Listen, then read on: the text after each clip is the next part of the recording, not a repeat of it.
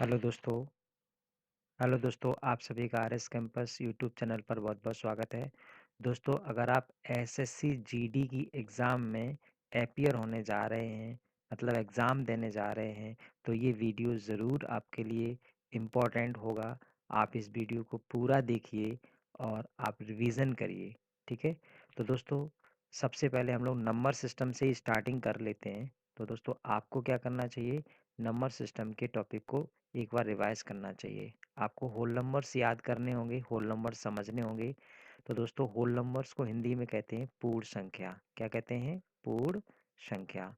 और पूर्ण संख्या कहाँ से स्टार्ट होती है? जीरो से स्टार्ट होती है और कहाँ तक जाती है? इनफाइनाइट। ठीक है, तो यही इसकी रेंज भी हो जाती है कि जीरो टू इनफाइनाइट। ओके, ऐसे ही हम बात करें नेचुरल नंबर की, तो नेचुरल नंबर आपकी प्राकृतिक संख्या होती है और ये वन से स्टार्ट होती है इनफाइनाइट। इतना ही काफ़ी है, इसके बारे में ज़्यादा डिटेल नहीं पूछा जाएगा।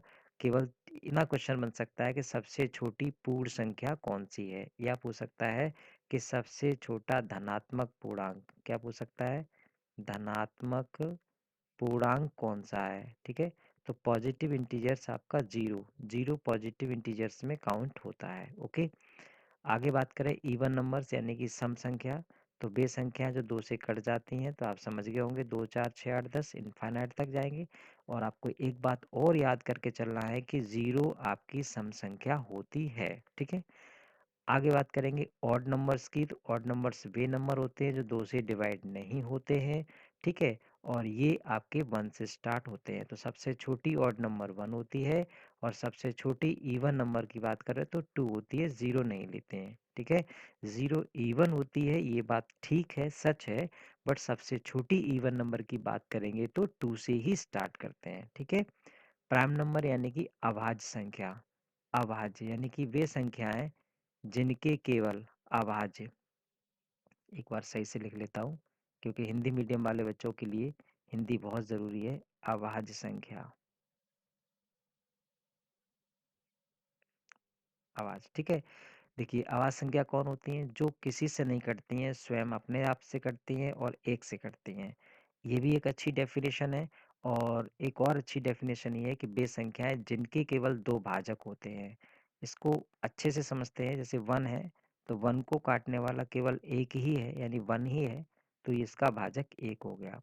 और दो को काटने वाला एक तो वन है और एक टू है, तो इसके भाजक दो हो गए, तो इसलिए प्राइम नंबर आपका टू होता है। आभाज्य संख्या टू होती है, तो टू से स्टार्टिंग होती है, टू, थ्री, फिर फाइव, फिर सेवन, फिर 11 and dot dot dot infinite. ठीक है, यहाँ पे हम लोग प्राइम के बाद को प्राइम नहीं पढ़ेंगे, यहाँ पर हम लोग पढ़ेंगे कंपोजिट नंबर। क्या पढ़ेंगे? Composite number. और कंपोजिट नंबर क्या होते हैं? यानी कि भाज्य संख्या कहते हैं। क्या कहते हैं? भाज्य संख्या। और कहाँ से स्टार्ट होती है? चार से। चार, फिर उसके बाद छः, फिर उसके बाद आठ, फिर ऐसे नौ, डॉट डॉट डॉट इनफाइनाइट। साथ ही साथ एक क्वेश्चन और इसमें बनता है कि एक से लेकर के, वन से लेकर के 100 तक की काउंटिंग लिखें तो कितनी प्राइम नंबर होती हैं? तो यहाँ पे आपका आंसर बनेगा 25। और अगर यहाँ पे क्वेश्चन पूछा जाए कि एक से लेके 100 तक की गिनती में कितनी कंपोजिट नंबर होती हैं, तो यहाँ आंसर बनेगा आपका 74। ठीक है, अब आप सोच रहे होंगे कि 74 और 25 को अगर हम मिला देते हैं तो ये तो 99 होते हैं और नंबर तो हमारा 100 होते हैं, यानी 1 to 100।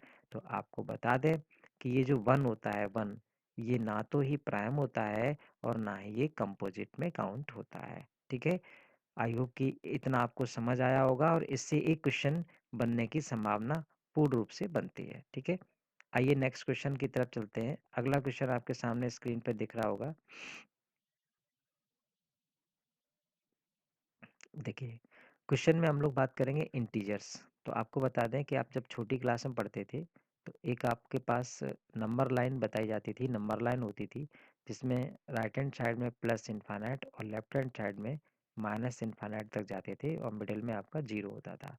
तो ये आपके इंटीजर्स होते हैं और इंटीजर का मतलब होता है पूर्णांक, मतलब कंप्लीट अंक। ठीक है, अगर कोई पॉइंट में है, डिवाइड में है, फ्रैक्शन में है, तो फिर हमें उसे चेक करना पड़ेगा कि ये कंप्लीट डिविजिबल हो पाएगा या नहीं। जैसे मैंने लिखा 4/2, तो ये तो भैया कंप्लीटली डिविजिबल होके 2 आ जाएगा, दैट इज ये इंटीजर है। बट अगर मैं लिखता हूँ 4/3 तो 3 से 4 कंप्लीटली डिविजिबल नहीं होगा, तो ये आपका इंटीजर नहीं है। ओके, आई होप कि आपके समझ में आ गया होगा। अब बात करते हैं रेशनल नंबर। रेशनल कौन होते हैं? जो p/q की फॉर्म में होते हैं। तो सबसे अच्छा एग्जाम्पल इसका बनता है 22/7। और ये इसलिए अच्छा बनता है क्योंकि ये मान किसका होता है? ये पाई का मान होता है। ये पाई का संशोधित मान होता है, जिससे दशमलव के 3 स्थानों तक शुद्धता मिलती है और आंसर आ जाता है। आप सोच रहे होंगे कि अगर 22/7 परमेय है, देखिए रेशनल को हम लोग हिंदी में क्या कहते हैं? परमेय संख्या। क्या कहते हैं? परमेय। अगर आप पेन लेके कॉपी लेके बैठे हैं तो आप जरूर नोट डाउन करते चलिएगा, परमेय संख्या। तो 22/7 आपकी परमेय संख्या है। क्या पाई भी परमेय संख्या है? तो दोस्तों जी नहीं, पाई आपकी अपरमेय संख्या है। क्या है? पाई आपकी अपर में है। ओके, जबकि उसका जो मान निकाला गया है 22/7 ये पर में है। ओके, इरेशनल नंबर की बात करें तो इसे कहते हैं अपरमेय संख्या। अपरमेय कौन होती हैं? जिन्हें रिप्रेजेंट ना किया जा सके p/q की फॉर्म में। जैसे कि आप ले सकते हैं, एक तो आपका यही हो गया, पाई का मान जो है आपका एक्चुअल में तो कोई भी नहीं जानता, बट दशमलव के कई स्थानों तक अभी तक निकाला जा चुका है। तो 3.14 एंड 5 टू समथिंग समथिंग बहुत बड़ा होता है। तो अगर इसको हम p/q की फॉर्म में बदलना भी चाहें तो कभी नहीं बदल सकते। ओके, अब बात करते हैं अब बात करते हैं फ्रैक्शनल नंबर। फ्रैक्शनल यानी कि भिन्न। तो भिन्न में देखिए, अगर हम बात करें 1/2 की तो ये सब समझते हैं, लेकिन जब हम बात करते हैं बार वाले क्वेश्चंस की तो वहाँ डाउट आ जाता है। ऐसे क्वेश्चंस को कैसे करते हैं? तो जैसे क्वेश्चन है हमारा 0.57, इसके ऊपर बार लगा दिया है, ठीक है। अब 0.57 है, इसके ऊपर मैंने बार लगा दिया है, तो अब इसको फ्रैक्शन में कैसे चेंज करेंगे? तो आप देखिए, इसके अपॉन में हम लोग जितने अंकों पे बार होता है उसके लिए तो हम 9 लेके आते हैं। तो जैसे 2 अंकों पे बार है तो उसके लिए 9 लेके आएंगे और ये पूरा 57 ऊपर लिख देंगे। कुछ भी घटाने के लिए है ही नहीं तो घटाएंगे नहीं, ठीक है। अब इसे काट देंगे 3 से, ये कट जाएगा 19 बार और ये कट जाएगा आपका 33 बार। तो इस तरीके से आपका ये p/q की फॉर्म में चेंज हो रहा है और ये फ्रैक्शन है, ठीक है। समझ रहे हैं? तो फ्रैक्शन आपके 5 प्रकार के होते हैं, जिनमें से मैंने एक इम्पोर्टेंट बार वाला टाइप आपको बता दिया है, ठीक है। चलिए आगे बढ़ते हैं नेक्स्ट पैटर्न की तरफ। देखिए, नंबर सिस्टम टॉपिक के अंतर्गत आपका इकाई का अंक भी बहुत इम्पोर्टेंट पार्ट होता है। यहाँ से इकाई का अंक को लेके क्वेश्चन बनते हैं। तो एक सीधी सीधी बात कर लेते हैं कि भैया अगर 5 के साथ आपको इवन नंबर दिखे, इवन नंबर आपको मिल जाए, तो बिल्कुल आंख बंद करके उसका इकाई का अंक 0 मार देना। तो आप देख सकते हैं यहाँ 45 में 5 है और बाकी देखो यहाँ पे इवन नंबर मिल रहा है, यहाँ भी इवन मिल रहा है। तो यहाँ से आपका निश्चित रूप से मल्टीप्लाई जो करेंगे तो यूनिट डिजिट पे 0 आएगा, ठीक है। बाकी सभी नंबर्स के लिए अलग अलग मेथड है। जैसे एक तो ये है कि 5 के साथ अगर हम ऑड नंबर का मल्टीप्लाई करें तो हमेशा 5 आएगा। दूसरा हम लोग बात कर सकते हैं कि 7 की पावर 2, 3 की पावर, एक मिनट,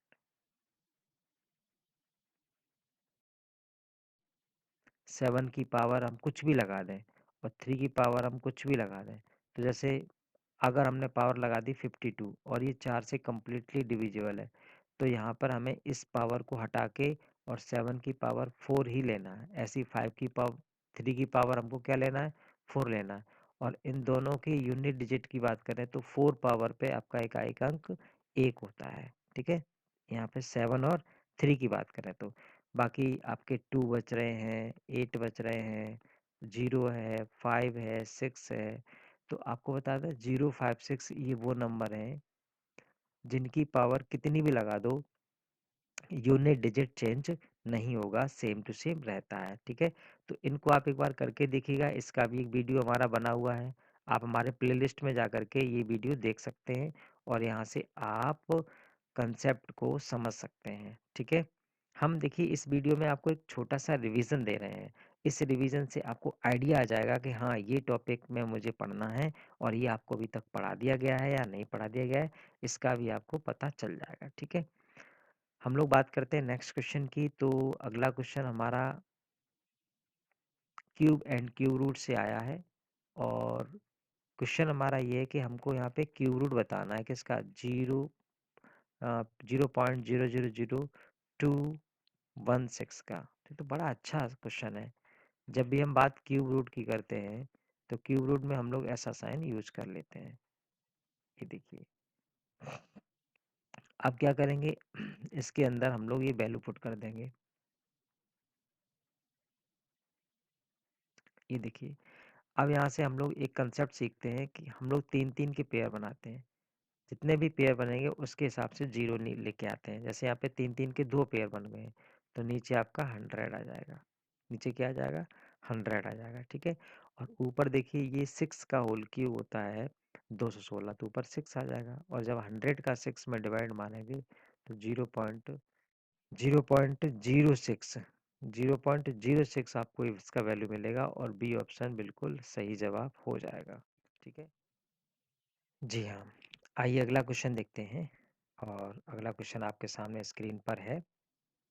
क्वेश्चन हमारा ये है कि what should come in place of both x in the equation. इस इक्वेशन में एक्स दो जगह आया है और एक्स की वैल्यू क्या होगी। तो देखो, ऐसे क्वेश्चन के लिए हम लोग सिंपल है, क्रॉस मल्टीप्लिकेशन कर देंगे। तो जैसे हम क्रॉस मल्टीप्लिकेशन कर देंगे तो एक्स का एक्स में वर्ग क्या हो जाएगा, एक्स स्क्वायर। और इसको हम लोग अंदर रख लेंगे अंडर रूट में 128 और ये रख लेंगे हम लोग 162। ठीक है, अब हम लोग इसके फैक्टर कर लेंगे। तो आइए हम लोग बारी बारी से इसके फैक्टर करते हैं। जैसे हम लोगों ने 128 के किए तो 4 से काट देंगे, 4 तिये 12, 4 दूनी 8, 4 से काटेंगे 4 अट्ठे 32 और फिर 4 से काटेंगे 4 दूनी 8 और हम लोग 2 से काट देंगे। तो इस 128 के जो फैक्टर्स आ रहे हैं वो आ रहे हैं 4 इंटू 4 इंटू 4 और इंटू में 2। और ये देखिए 16, इसके भी हम लोग फैक्टर कर लेंगे 162। ये देखिए आपका हो जाएगा 3 से कटेंगे, 3 5 जा 15, 3 4 जा 12 एंड 3 1 जा 3 एंड 3 8 जा 24 एंड 3 8 6 जा एंड 3 2 जा एंड 2 1 जा। तो देखिए 3 3 आपका 4 बार आया है तो हम इसमें डायरेक्ट अगर सोचें तो वो भी सोच सकते हैं। एक बार लिख लेते हैं, 3 इंटू 3 इंटू 3 इंटू 3 इंटू 2। अभी देखिए हम लोगों ने जोड़े बना लिए। तो जैसे कि यहाँ से आपका 4 बाहर आ जाएगा, यहाँ से आपके 3 3 बाहर आ जाएंगे। और देखिए 4 दूनी 8 और ये आपका 8 दूनी 16, तो यहाँ से आपका 4 बाहर आ जाएगा। ठीक है, तो 4 तिये 12 और 12 12 में 144, तो ये आपका मल्टीप्लाई हो जाएगा 144। अब आप देख सकते हैं बराबर में कितना दे रखा है, एक्स स्क्वायर। तो x इज इक्वल टू जब आप निकालेंगे तो अंडर रूट 144 हो जाएगा। 144 का वर्गमूल 12 हो जाता है। तो इस तरीके से हमारा ए ऑप्शन सही जवाब हो जाएगा। ठीक है, आइए नेक्स्ट क्वेश्चन देखते हैं। नेक्स्ट क्वेश्चन हमारा है सेम, ये देखिए स्क्वायर और स्क्वायर रूट्स वाले टॉपिक से ही है। The square root of 7 plus 3 root 5 एक ब्रैकेट में लिखा है और दूसरे में 7 माइनस। तो दोस्तों आपको पता होगा कि एक ब्रैकेट में अगर a प्लस बी हो और दूसरे ब्रैकेट में a माइनस बी हो तो इसमें वर्गांतर लग जाता है ए स्क्वायर माइनस बी स्क्वायर। तो वैसे ही हम लोग 7 का 7 में इंटू करेंगे तो 49 और इसका स्क्वायर करेंगे तो 3 3 जा 9 यानी कि 9 पंचे 45 और यहाँ से हमको वैल्यू मिलेगी 4। तो आप देख सकते हैं सी ऑप्शन हमारा सही जवाब हो रहा है। ओके, आगे बढ़ते हैं और अगले क्वेश्चन को देखते हैं। अगला क्वेश्चन बहुत शानदार है। ये क्वेश्चन रेशियो का भी है और ये क्वेश्चन नंबर सिस्टम का भी है। ठीक है, क्वेश्चन क्या है आइए देखते हैं। एक व्यक्ति है, उसके पास 1 रुपए के नोट, 5 रुपए के और 10 रुपए के नोटों का जो मूल्य है वो कितना है, वो 480 रुपए है। ठीक है, और उनकी संख्या कैसी है, बराबर। मतलब यहाँ हम लोग लिख लेते हैं कि भैया ये 1 रुपए का नोट, फिर हम लोग लिख लेंगे 5 रुपीज का नोट और हम लोग लिख लेंगे 10 रुपए का नोट। इनकी सबकी संख्या समान है तो 1:1:1 हो जाएगा। अब यहाँ से हम लोग इनकी वैल्यू बनाएंगे। क्या बनाएंगे, वैल्यू। वैल्यू कैसे बनती है कि जैसे एक नोट 1 रुपए का तो इसकी वैल्यू बनेगी 1 रुपया। एक नोट 5 रुपए का है तो वैल्यू 5 रुपए और ये 10 रुपए। तो ऐसे करके टोटल जो वैल्यू बन रही है वो 16 बन रही है। और थैले में कितने रुपए हैं? 480। तो हम लोग यहाँ से कैंसिल कर देंगे। 16 से 16 एकम 16, 16 तीन 48, एक बराबर 30 आ जाएगा। और हमसे पूछा है सभी नोटों की संख्या। तो देखिए सभी नोटों की संख्या 111 यानी कि 3 है। तो 1 इज इक्वल टू 30, तो 3 इज इक्वल टू आपका आ जाएगा 90। तो इस तरीके से हमारा डी ऑप्शन सही जवाब हो जाएगा। ओके दोस्तों, अगर आप, जी हाँ, देखिए क्वेश्चन आपका ये है, the price of 10 chairs is equal to the that of 4 table. मतलब जब 10 चेयर का प्राइस 4 टेबल के बराबर है। ठीक है, तो हम लोग यहाँ लिख लेंगे 10 कुर्सियों का मूल्य बराबर है 4 मेज के, यानी 4 टेबल के। यहाँ से यदि हम इसे कैंसिल आउट करते हैं, काटते हैं, तो ये कट जाएगा 2 5 जा 10, यानी कि 5 चेयर का मूल्य 2 टेबल के इक्वल हो जाएगा। ठीक है, इन्होंने ऊपर दे रखा है कि 15 चेयर का मूल्य और 2 टेबल का मूल्य 4000 रुपये है। ठीक है, हम लोग यहाँ पे लिखेंगे 15 चेयर प्लस 2 टेबल का मूल्य कितना है? 4000 रुपये, तो 4000 लिख देंगे। अब हम लोग देखेंगे कि 2 table is equal to 5 chair है। 2 table is equal to 5 chair, तो हम टेबल की जगह 5 चेयर ये वाली वैल्यू पुट कर देंगे यहाँ। तो 15 और 5 20, यानी कि 20 चेयर का जो मूल्य है वो आ जाएगा 4000। और यहाँ से एक चेयर का मूल्य आ जाएगा 200 रुपये। ठीक, एक चेयर का जैसे ही मूल्य पता चलता है तो यहाँ से हम लोग चेयर की वैल्यू पुट करके टेबल की वैल्यू निकाल देते हैं। यानी एक चेयर का 2000, तो 15 चेयर का 3000। तो इस 4000 में से 2 टेबल बराबर आपका आ जाएगा 1000 और एक टेबल का मूल्य आ जाएगा 500। ठीक है, मतलब ये चेयर का वैल्यू आप इसमें रख दीजिए, एक चेयर का वैल्यू के हिसाब से इसमें वैल्यू पुट कर दीजिए, तो यहाँ से टेबल का प्राइस आ जाएगा। आपसे पूछा है कि 12 चेयर यानी कि 12 चेयर और प्लस 3 टेबल का प्राइस क्या है। तो एक चेयर कितने की है? 200 की, तो 12 इंटू 200 हो जाएगा। और एक टेबल है 500 रुपये की, तो 3 इंटू 500 हो जाएगा। तो ये आपका 2400 बन जाएगा। ठीक है, और ये बन जाएगा 1500, ऐसे करके। तो इसका टोटल करेंगे तो ये बन जाएगा 3900। मतलब आपका डी ऑप्शन सही जवाब हो जाएगा। ओके, नेक्स्ट क्वेश्चन की तरफ बढ़ते हैं। अगला क्वेश्चन ये देखिए, numbers sorry shirts and indices से है। दोस्तों ये टॉपिक अपने आप में बहुत खास है। एक क्वेश्चन जरूर मिलेगा, आप देखिएगा, आप एग्जाम में बैठेंगे तो आपको एक क्वेश्चन इसका जरूर मिलेगा। हम थोड़ा सा आपको इसकी प्रैक्टिस करा देते हैं, एक दो क्वेश्चन से आपको आइडियाज़ दे देते हैं कि ऐसे क्वेश्चंस में हम लोग क्या करते हैं। ठीक है, फिर आप इसका रिवीजन प्रॉपर तरीके से कर लीजिएगा। ओके, क्वेश्चन में आप देखेंगे कि यहाँ आपका a अपॉन बी है और यहाँ b अपॉन ए है। तो यहाँ पे बेस इक्वल कर लीजिए। तो अगर जैसे ही आप बेस इक्वल करेंगे तो इसकी पावर्स चेंज हो जाएंगी।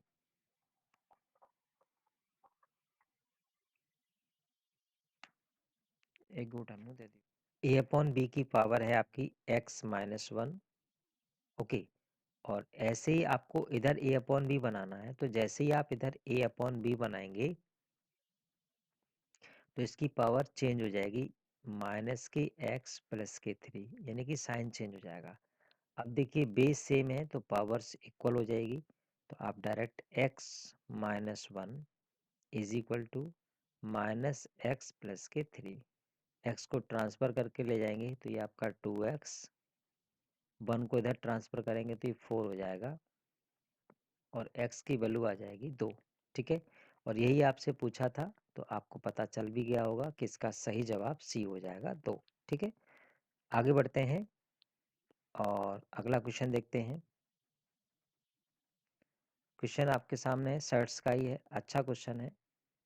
क्वेश्चन ये है कि if 3 to the power x minus Y is equal to 27। ये एक इक्वेशन है हमारे सामने और एक इक्वेशन ये है। ठीक है, आपको x का मान निकालना है तो 27 को चेंज करना पड़ेगा और 27 को लिख सकते हैं 3 की पावर 3। ऐसा करेंगे तो यहाँ से आपका एक इक्वेशन बन जाएगा x माइनस बाय बराबर 3। और यहाँ से अगर हम बात करें 243 यानी कि यहाँ 3 को क्या लिख सकते हैं, देखिए 3 की पावर कितना होता है, तो आप 243 को अगर आप डायरेक्ट नहीं लिख सकते तो आप इसके फैक्टर कर लीजिए। देखिए 3 से काटेंगे 3 8 24 होता है, 3 एकम 3, फिर 3 से काटेंगे 3 दूनी 6 और 3 7 21, फिर 3 से काटेंगे तो 3 निम 27, फिर 3 से काटेंगे 3 तिया 9, 3 3 जा 9 और फिर 3 से काटेंगे 3 एकम 3, तो 5 टाइम्स आता है 3, इसका मतलब 3 की पावर 5 हो जाएगा। तो यहाँ से अगर हम कंपैरिजन करें तो x plus Y is equal to 5। ठीक, क्या करेंगे, बाय कैंसिल कर देंगे तो आपका यहाँ से बचेगा 2x is equal to 8, x is equal to 4। ठीक है, हमसे x का ही मान पूछा है, हम लोगों ने डायरेक्ट x का मान ही निकाल लिया है, तो सी ऑप्शन हमारा सही जवाब हो जाएगा। ओके, आई होप कि क्वेश्चन समझ में आ रहे होंगे। आप अगर वीडियो देख रहे हैं तो पूरा वीडियो देख के जाइएगा, इसमें बहुत अच्छे अच्छे क्वेश्चन हैं और इनमें से कोई भी क्वेश्चन आपके एग्जाम में रिपीट हो सकता है। ठीक है, आइए इसी क्रम में